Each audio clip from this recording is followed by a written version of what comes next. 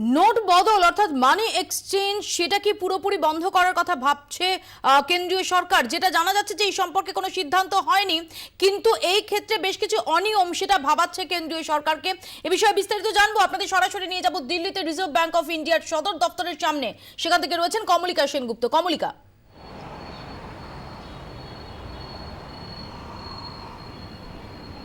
দেখো মৌপিয়া, এখন অবধি কোনো সিদ্ধান্ত হয়নি যে এক্সচেঞ্জের যে বিষয়টা চলছে সেই এক্সচেঞ্জের বিষয়টা বন্ধ করার।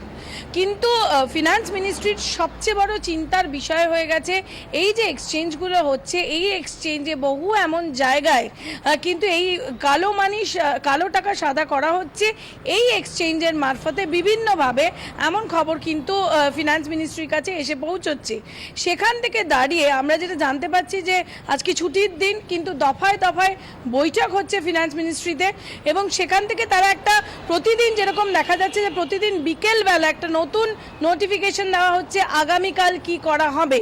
সুতরাং ডে টু ডে বেসিস প্রত্যেক দিন তারা নজর রাখছে এবং একটা সিদ্ধান্ত তাদেরকে নিতে হবে যে এই যে এক্সচেঞ্জ করার যে বিষয়টা, সেটা যার ব্যাংক তার ব্যাংক থেকেই এক্সচেঞ্জ করতে পারবে, নাকি এখন যেরকম সমস্ত ব্যাংক থেকে এক্সচেঞ্জ করা হচ্ছে সেইটা চলবে। সুতরাং কতগুলো টেকনিক তারা নেবে, এমনটা ফিনান্স মিনিস্ট্রির সূত্র থেকে জানা যাচ্ছে যে বিভিন্ন রকম টেকনিক নেওয়া হবে। এখন যেরকম যে কোনো জায়গায় বা যে কোনো পোস্ট অফিসে গিয়ে হুট করে চেঞ্জ করে নেওয়া যাচ্ছে, এক্সচেঞ্জ করা যাচ্ছে, সে তার মারফতে দেখা যাচ্ছে যে প্রচুর জনধন যোজনার যে সমস্ত অ্যাকাউন্ট রয়েছে সেই অ্যাকাউন্টেও কিন্তু অস্বাভাবিকভাবে বেশ কিছু জনধন যোজনার অ্যাকাউন্টে বেশি টাকা পড়ছে হঠাৎ করে।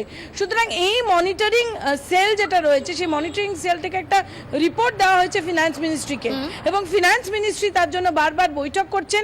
তারা এই টেকনিক যেটা এক্সচেঞ্জের টেকনিক যেটা, সেটার মধ্যে কিছু পরিবর্তন আনতে পারে।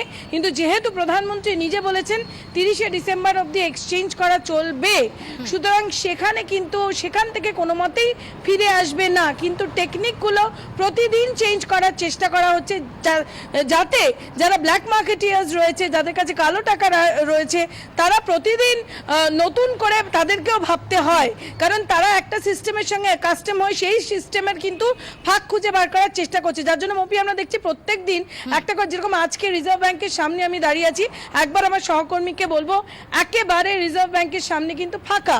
প্রতিদিন এই রিজার্ভ ব্যাংকের সামনে কিন্তু কাতারে কাতারে লোকে দাঁড়িয়ে থাকে। সুতরাং গতকাল সিদ্ধান্ত নেওয়া হয়েছে সিনিয়র সিটিজেন ছাড়া আর কেউ রিজার্ভ ব্যাংকে আসতে পারবে, কোনো রকম ব্যাংক এক্সচেঞ্জ করতে পারবে না। সুতরাং আজকে এখানে কিন্তু একেবারেই কোনো রকম কোনো লোক নেই। কমলিকা, এখানে আমার তোমার কাছে প্রশ্ন, কমলিকা, যে নোট বদলটা যেহেতু একটা বড় অংশের মানুষ তাদের অ্যাকাউন্টই নেই, ব্যাংক অ্যাকাউন্টই নেই, তাদের ক্ষেত্রে মানি এক্সচেঞ্জটা সেটাই একমাত্র পথ। সেক্ষেত্রে দাঁড়িয়ে কোনো একটা মেকানিজম সেটাও তো বার করতে হবে, সেটাও কি ভাবাচ্ছে কেন্দ্রকে?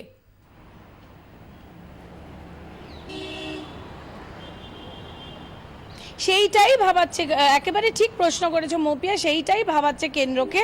এবং কেন্দ্র এখন একটা স্টক নেওয়ার চেষ্টা করছে যে জনধন যোজনা যবে থেকে মোদী সরকার শুরু করেছে সেই জনধন যোজনায় কত অ্যাকাউন্ট হয়েছে, এবং এই রিপোর্টটাই কিন্তু চাওয়া হয়েছে যে প্রেজেন্টলি জনধন অ্যাকাউন্টে কত লোককে কভার করা যাচ্ছে এবং কোন কোন গ্রামগুলো রয়েছে গোটা দেশে যেখানে এখন অবধি কোনো রকম কোনো ব্যাংক বা কোনো এরকম কোনো সাধন নেই।